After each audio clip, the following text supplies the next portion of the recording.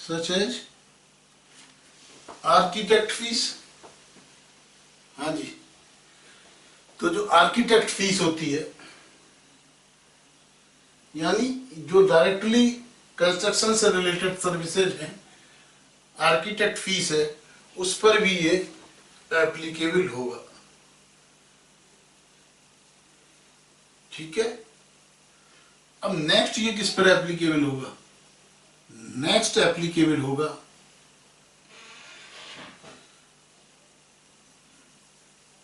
अब भाई आज की डेट में आप एक कोठी खरीदते हैं, बनी बनाई पुराना स्ट्रक्चर होता है, उसको पूरा डिमोलिशन कराते हैं, और डिमोलिशन का जो ठेका दिया, क्या वो कंस्ट्रक्शन कॉन्ट्रैक्ट में आएगा या नहीं? बताइए। यदि कोई आना तो चाहिए सर, वो भी कॉन्ट्रैक्टर को देते हैं, सिविल कॉन्ट्रैक्टर को देते हैं। बिल्कुल सही कहा आपने। तो थर्ड थिंग्स इसके अंदर आती है, first two and third point जो आता है, that is destruction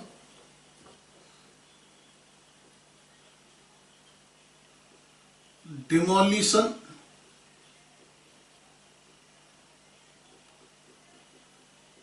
and renovation of an assets and renovation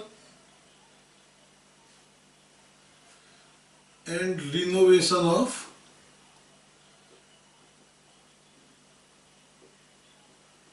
an asset। यानी आप बने बनाए किसी घर को, बिल्डिंग को, ब्रिज को डिमोलिश करते हो और उस डिमोलिशन का जो है कॉन्ट्रैक्ट देते हो, तो that demolition is also covered under AS7। Okay. अब ऐसा होता है कि मान लो आपने कोई डिमोलिशन किया, ठीक है। अब डिमोलिशन की वजह से आपने ब्रिज का डिमोलिशन किया, बहुत नीची उसकी फाउंडेशंस थी, आसपास का एरिया खराब हो गया, उसकी बराबर की रोड टूट गई, कुछ मकान बने हुए थे वो टूट गए। अब उनको हमें रिस्टोर करना होगा या नहीं? हाँ।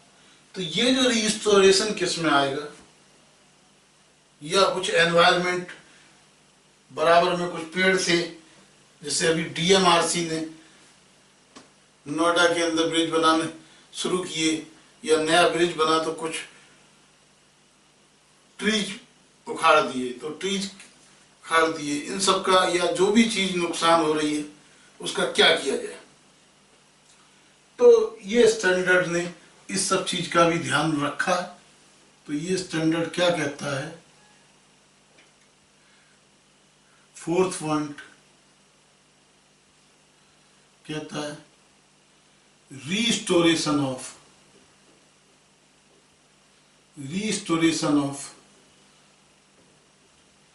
Environment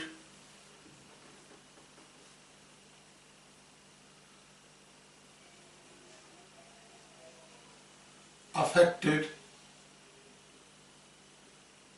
due to such demolition। Okay. तो AS7 एप्लीकेबल है number 1 for specific particular contract, एक पर्टिकुलर कॉन्ट्रैक्ट के लिए, ठीक है। इस पर्टिकुलर कॉन्ट्रैक्ट के अंदर मल्टीपल कॉन्ट्रैक्ट यदि वो इंटर रिलेटेड है या इंटरडिपेंडेंट एक्टिविटी है, that will also be called in a specific negotiated contract. तो एक तो इस पर एप्लीकेबल होगा। सेकंड, जो सर्विसेज हैं, services directly related to constructions, services directly related to the constructions, उन पर भी ये एप्लीकेबल हो जाएगा। ओके। थर्ड, यदि कोई असेट्स का डिमोलिशन, डिस्ट्रक्शन और रिनोवेशन होता है, उन सब पर भी ये स्टैंडर्ड एप्लीकेबल होगा। साथ ही साथ यदि कोई एनवायरनमेंट अफेक्ट होता है ड्यू टू सच डिमोलिशन, और उसके रिनोवेशन के लिए, उसके रिस्टोरेशन के लिए भी यदि कोई कॉन्ट्रैक्ट दिया जाता है, that contract will also be included in the AS7 for the purpose of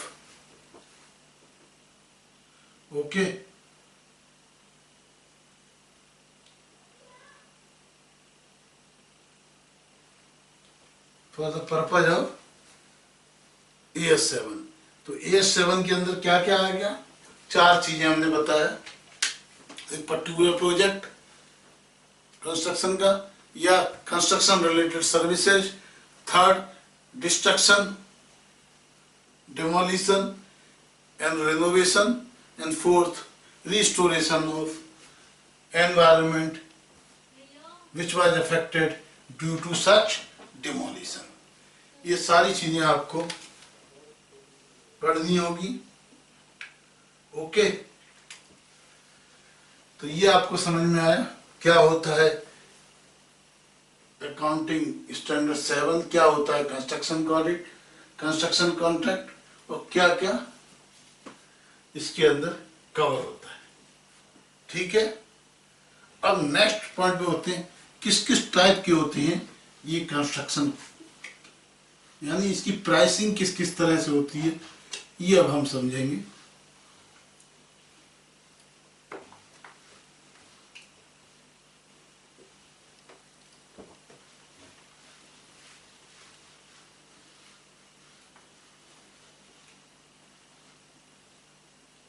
okay, ये सारी चीजें अपन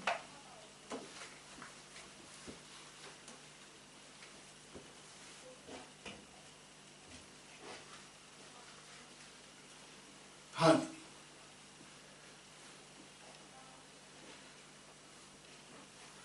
तो एक होता है सबसे पहले,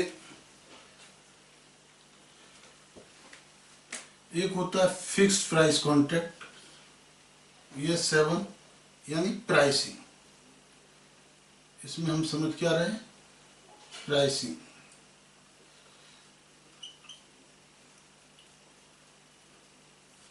pricing of the construction contract.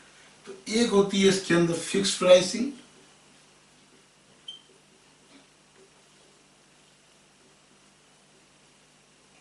Okay, fixed pricing एक होती है फिक्स्ड प्राइसिंग, दूसरी होती है कॉस्ट प्लस प्राइसिंग, तीसरी होती है मिक्स प्राइसिंग, मिक्स।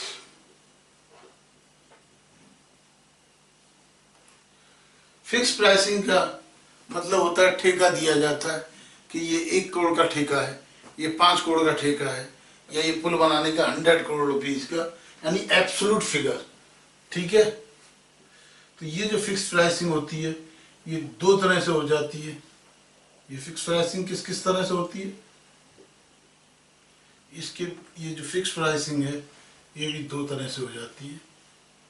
कैसी कैसे? एक फिक्स प्राइसिंग होती है फिक्स्ड अमाउंट,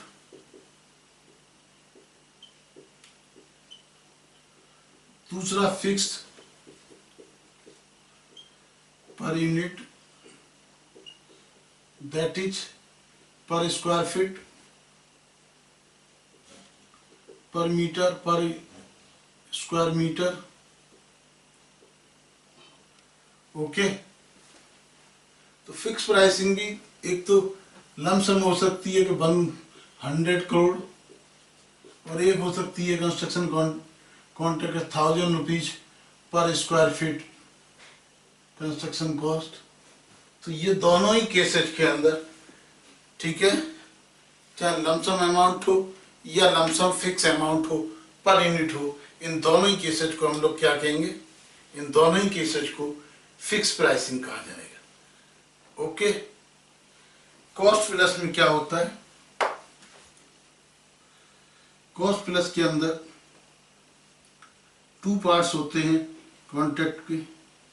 एक तो actual cost,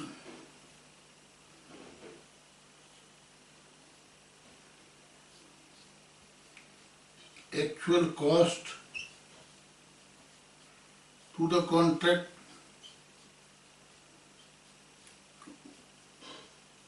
actual cost plus certain amount of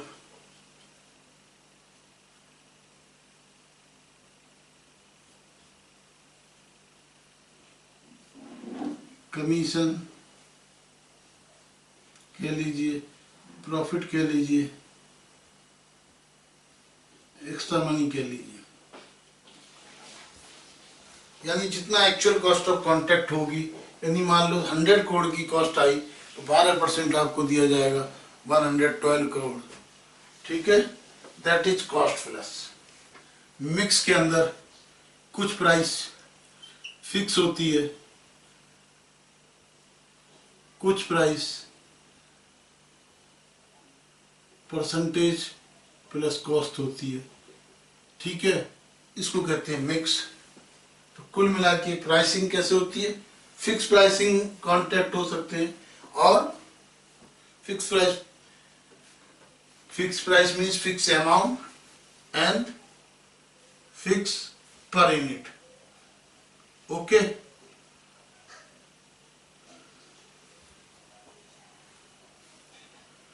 अब ये जो है, इसमें थर्ड एक चीज और हो सकती है फिक्स प्राइसिंग में, एक एस्केलेशन क्लॉज हो सकता है। एस्केलेशन क्लॉज,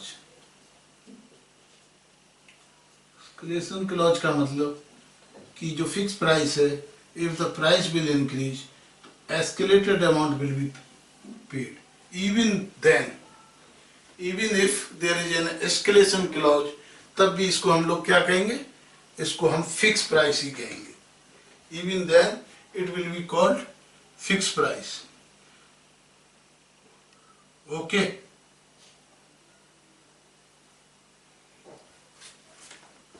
इसके अंदर एक्चुअल कॉस्ट में plus certain amount, actual cost में डेप्रिसिएशन जो भी असेट्स का होगा वो डेप्रिसिएशन भी इंक्लूड किया जाएगा। ओके, तो depreciation will also be included in the cost. ठीक है, तो ये हमको किस तरह प्राइसिंग होगी ये आपको समझना है। क्लियर? अब हमें समझना है कि जो प्राइस होती है किस किस तरह कॉन्ट्रैक्ट दिया जाता है, कैसे कैसे पेमेंट होता है। Next is payment.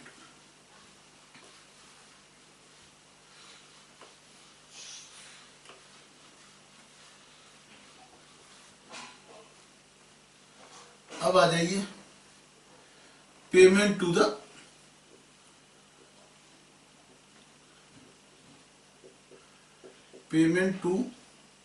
The contractor.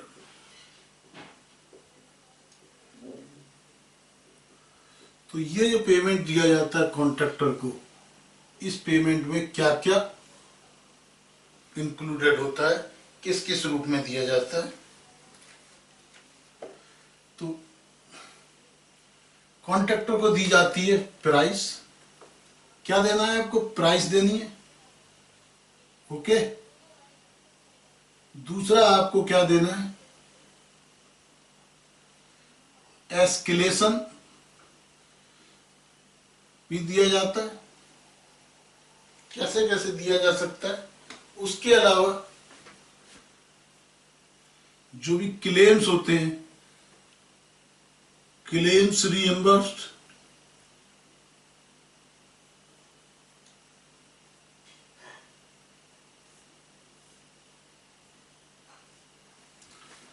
ठीक है, प्राइस एस्केलेशन क्लेम। ओके, उसके अलावा अच्छे काम के लिए, टाइमली काम के लिए इंसेंटिव्स भी दिए जाते हैं। लेकिन साथ ही साथ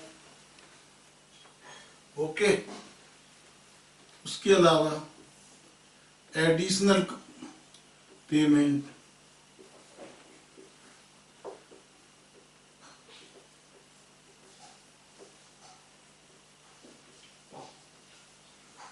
फॉर एडिशनल वर्क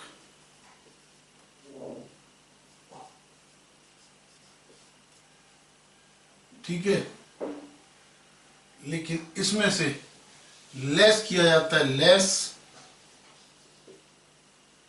पेनल्टीज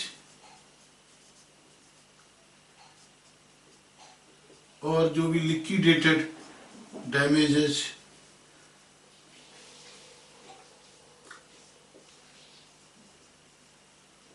ये क्या होते हैं, यदि आपने टाइमली सप्लाई नहीं किया, टाइमली काम पूरा नहीं किया, उसकी वजह से प्रोजेक्ट लेट हुआ, तो कॉन्ट्रैक्टी को नुकसान होगा। हाँ सर, कॉन्ट्रैक्टी को नुकसान होगा। तो जो कॉन्ट्रैक्टी को नुकसान होगा उसकी भरपाई करनी होगी।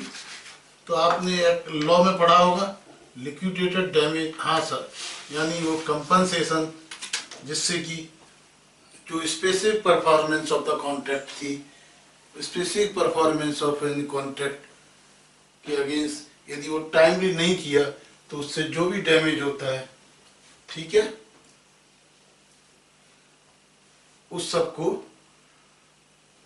कॉन्ट्रैक्टर को यानी कॉन्ट्रैक्टिंग पार्टी को बियर करना होता है। तो वो सब इसमें से लेस हो जाता है। ओके, हाँ जी, समझ में आया? हाँ जी, अब तक का समझ में आया? आगे बढ़ें, बताइए। हाँ सर, तो अब हम नेक्स्ट चलते हैं।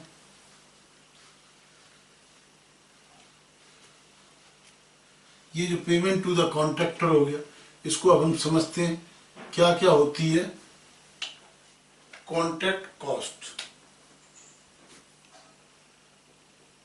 अभी तक हमने जो पढ़ा पेमेंट टू द कॉन्ट्रैक्टर, क्या हुआ? That was the revenue of the contract. That was क्या था? वो रेवेन्यू था, क्योंकि हमने आपको बताया ये कॉन्ट्रैक्टी पे एप्लीकेबल नहीं है, कॉन्ट्रैक्टर के लिए। तो जो पेमेंट टू द कॉन्ट्रैक्टर है वो कॉन्ट्रैक्टर की क्या है? रिसीट है, वो कॉन्ट्रैक्टर का रेवेन्यू है। तो अभी तक हमने पढ़ा रेवेन्यू, अब हम समझते हैं कॉन्ट्रैक्ट की कॉस्ट। तो एक तो कॉस्ट होती है जो स्पेसिफिक कॉस्ट लगती है, स्पेसिफिक कॉस्ट, जिसको हम लोग क्या कहते हैं? Direct cost. Material, labour, direct overhead, जो प्राइम कॉस्ट होती है हम कॉस्टिंग में जो पढ़ते हैं, स्पेसिफिक कॉस्ट। ओके, नेक्स्ट होती है कॉस्ट एट्रीब्यूटेबल, जिसको हम एपोर्शन करते हैं या एट्रीब्यूट करते हैं फॉर ए स्पेसिफिक प्रोजेक्ट। जैसे हमारा हेड ऑफिस दिल्ली में, एक प्रोजेक्ट पूना में चल रहा है, एक नोएडा में चल रहा है, एक दिल्ली में चल रहा है। तो जो कॉस्ट एट्रीब्यूट की जाती है दिल्ली प्रोजेक्ट को या नोएडा प्रोजेक्ट को, पुणे प्रोजेक्ट को, that is cost attributable. And next is जो पर्टिकुलरली हमें पता है प्रोजेक्ट के अलावा हुई है, लेकिन that cost specifically charge to that project.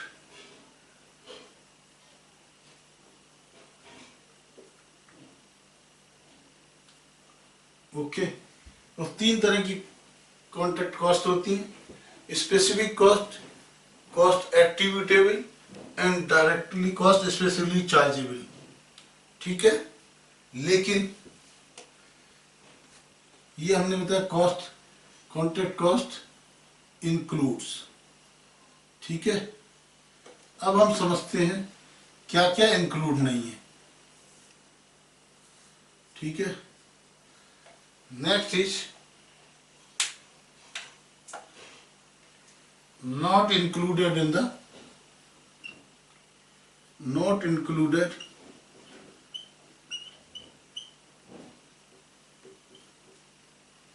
In the contract cost.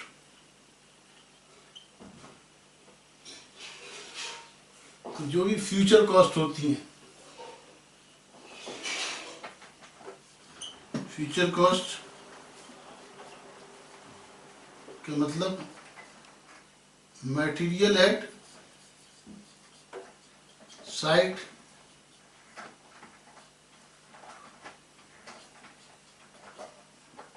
not yet used or will be used in future,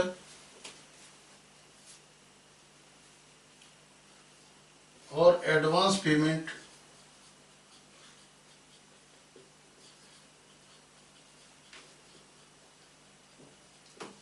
to labor or others। ये सारी चीजें, ये सब चीजें किसमें, कॉस्ट में नहीं आएंगी। कॉस्ट में वही आएगा जो कॉस्ट ऑलरेडी इनकर हो चुकी है, जो कॉस्ट ऑलरेडी इनकर हो चुकी है वही कॉस्ट आएगा। ठीक है। अब रेवेन्यू जो सबसे इंपॉर्टेंट चीज है जिसके लिए हम यहां तक AS 7 में आए हैं कि हाउ टू रिकॉग्नाइज रेवेन्यू।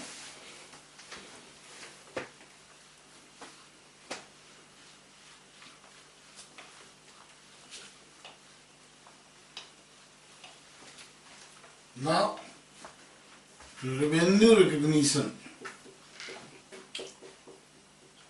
अभी तक हम रेवेन्यू रिकॉग्निशन के लिए AS 9 पढ़ते थे, लेकिन कॉन्ट्रैक्ट के लिए AS 9 ना लग के क्या लगता है रेवेन्यू रिकॉग्निशन के लिए, AS 7 रेवेन्यू रिकॉग्निशन। ठीक है।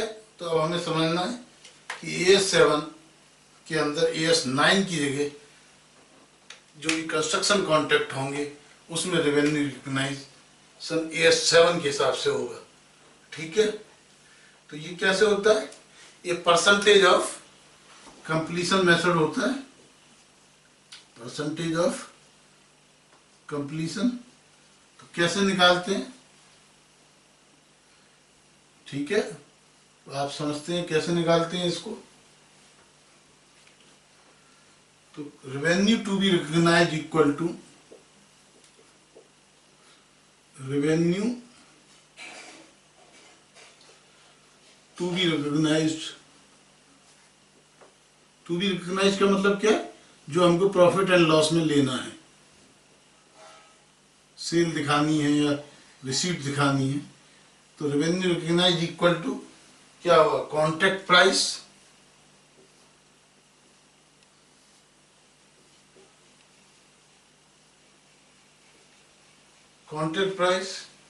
Into percentage of completion.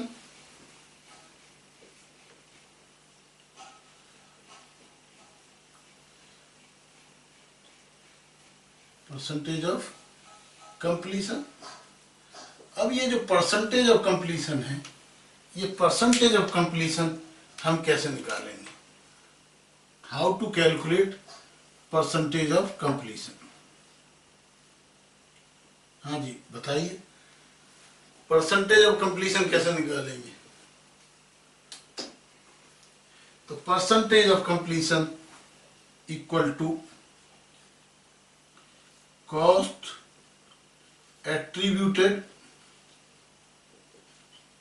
यानी already incurred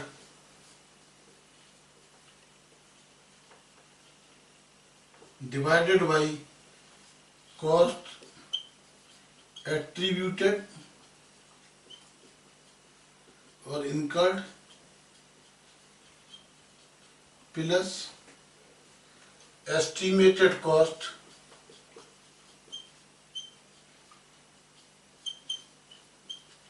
yet to be spent, yet to be incurred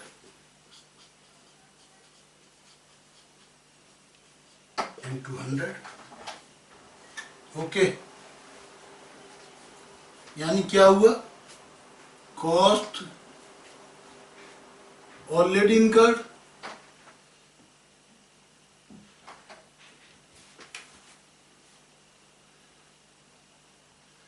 plus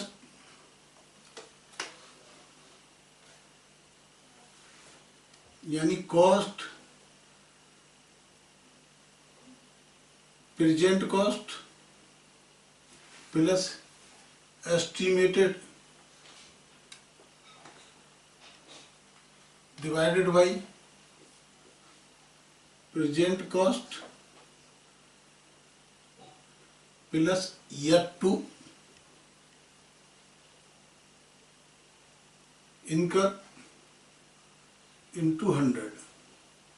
ठीक है, यानी कुल मिला के मान लो हमको 100 करोड़ का प्रोजेक्ट मिला है, तो हमको लगता है कि इसमें 80 करोड़ रुपए हमें खर्च करना है। 30 करोड़ हम खर्च कर चुके हैं और हमको लगता है कि अभी 50 करोड़ और खर्च करना है, तो हमारा कंप्लीशन हुआ 30/80 into 100, that is 300/8, 24 37.7%। तो हम जो जितनी कॉन्ट्रैक्ट प्राइस 1 करोड़ की है, 100 करोड़ की है, तो 100 into 30.7/100, यानी हम रेवेन्यू रिकॉग्नाइज करेंगे 37.7 करोड़ रुपीज का। ओके, तो दैट इज द, ठीक है।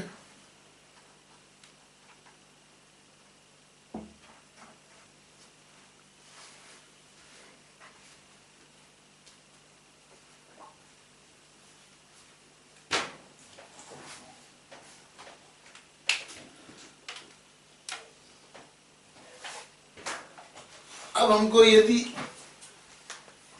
if there is uncertainty, यदि अनसर्टेनिटी है, ये हम तो कब लगाएंगे जब अनसर्टेनिटी है, uncertainty of recovery.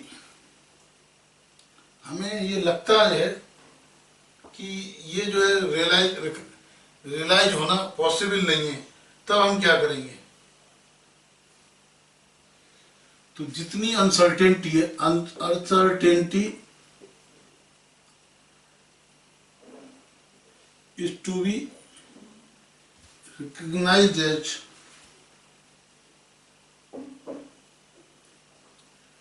expenses instead of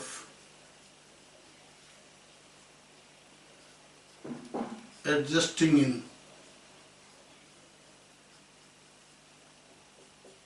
revenue।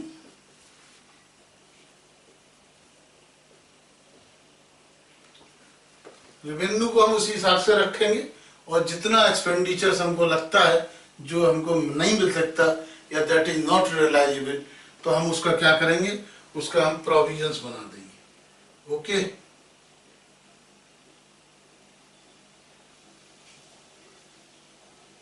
ठीक है। और ये सब हम क्या करेंगे, इसमें हमें जो ध्यान रखना है, irrespective of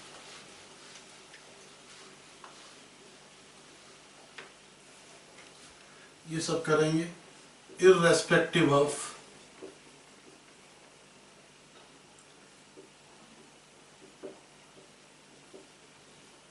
commencement of work,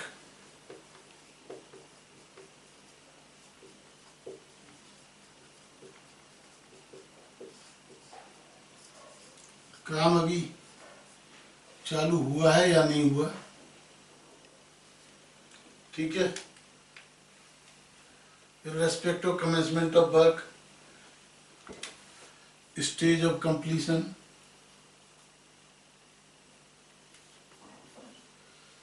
stage of completion,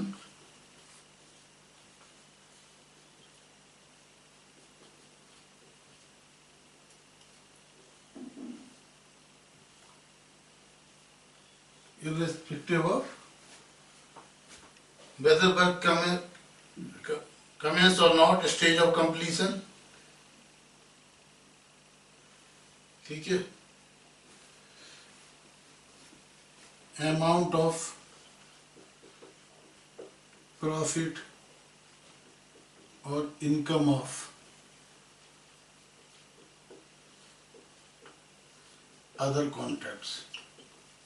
ठीक है, अदर कॉन्ट्रैक्ट्स में क्या हुआ, क्या प्रॉफिट हुआ, क्या लॉस हुआ, क्या ट्रीटमेंट हुआ। ठीक है, क्या ट्रीटमेंट हुआ, इनकम अदर अमेंडमेंट और ट्रीटमेंट। इस सब के रेस्पेक्टिव हमें क्या करना है, जब भी कोई अनसर्टेनिटी है तो उस अनसर्टेनिटी को हमें रेवेन्यू को ना छेड़ के हमको एक्सपेंडिचर्स में प्रोविजन बनाना, एडजस्ट करना। ये कहता है AS7। तो हमने समझा क्या होता है कंस्ट्रक्शन कॉन्ट्रैक्ट, किस पर एप्लीकेबल होता है, कॉन्ट्रैक्टी पर नहीं होता, कॉन्ट्रैक्टर पे होता है। वो कॉन्ट्रैक्टर किस चीज का होना चाहिए, फॉर ए पर्टिकुलर प्रोजेक्ट होता के लिए होता है। लेकिन अगर उसके साथ कुछ मल्टीपल प्रोजेक्ट हैं, दे आर इंटर रिलेटेड और interdependent, in that case that will also be counted as a single contract. उसके अलावा कंस्ट्रक्शन रिलेटेड सर्विसेज पर भी एप्लीकेबल होता है। थर्ड इज कोई destruction, demolition, restoration, destruction and renovation का काम होता है, उस पर भी एप्लीकेबल होता है। And fourth is restoration of the environment, उस पर भी ये एप्लीकेबल होता है। उसके बाद हमने समझे कि कॉन्ट्रैक्टर के रेवेन्यू क्या क्या होते हैं। तो रेवेन्यू हमने समझे, जो कॉस्ट मिलती है उसको, जो एस्केलेशन मिलता है, जो इंसेंटिव मिलता है, जो बोनस मिलता है, क्लेम्स मिलते हैं, एडिशनल मनी मिलती है। लेकिन अगर कुछ काम गलत किया, इंफीरियर किया, तो जो पेनल्टी होती है या जो डैमेजेस देने होते हैं वो सब लेस हो जाता है। उसके बाद कॉन्ट्रैक्ट की कॉस्ट हमने देखा, एक तो जो उसकी डायरेक्ट कॉस्ट होती है, जो कि स्पेसिफिक कॉस्ट होती है। उसके बाद में cost attributable cost, specific cost, attributable cost.